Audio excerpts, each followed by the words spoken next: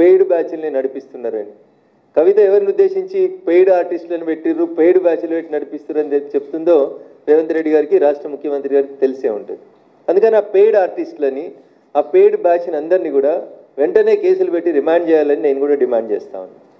ఎందుకంటే వ్యక్తుల వ్యక్తిత్వాన్ని హననం చేసేటువంటి అధికారం ఆర్టికల్ 19 మీకు ఇవ్వలేదు.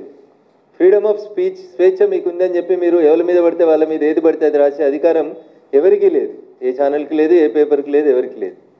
సో ఆ అంశం లోపల కవితకి ఇలా కడుపును వచ్చినట్టు కనబడుతుంది. కానీ మీరు అధికారంలో ఉన్నప్పుడు డ్రోన్లు ఎగిరేసిరని కొంతమంది రిమాండ్ చేసిర్రు, తప్పుడు కేసులు పెట్టిర్రు, రకరకాలైనటువంటి అవస్థలు పెట్టిర్రు. ఇలా నీ దాకా వస్తే చెల్లెకి కడుపును వస్తావు. అయినా ఈ పంచాయతీ ఈ రాష్ట్రంలో టీఆర్ఎస్ లేదు అని చెప్పడానికి నేను చేస్తున్నటువంటి ప్రయత్నం. టీఆర్ఎస్ ఏడుంది రాష్ట్రంలో? టీఆర్ఎస్ని వద్దని వాళ్ళ నాయననే ముంచేసి బీఆర్ఎస్ చేసేసి, ఆ బీఆర్ఎస్ని వద్దనుకొని ప్రజలు బీఆర్ఎస్ ఇచ్చారు. ఇలా టీఆర్ఎస్, బీఆర్ఎస్, కవిత, కేటీఆర్, కేసీఆర్ అనేది చెల్లని రూపాయలుగా మారిపోయినాయి తెలంగాణ సమాజంలో. 2001 కేసీఆర్ తెలంగాణ ఉద్యమాన్ని ప్రారంభించినప్పుడు 18 నుంచి 35 ఏళ్ళ వయసున్న వాళ్ళంతా జై తెలంగాణ అంటే ఇట్లా పుట్టలు తెచ్చుకొని వచ్చినారు, రోడ్డు మీదకి వచ్చినారు.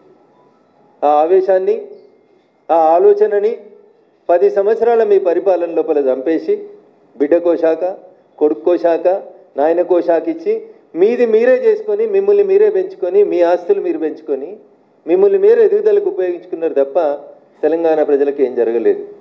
తెలంగాణ రాష్ట్రం రావాలని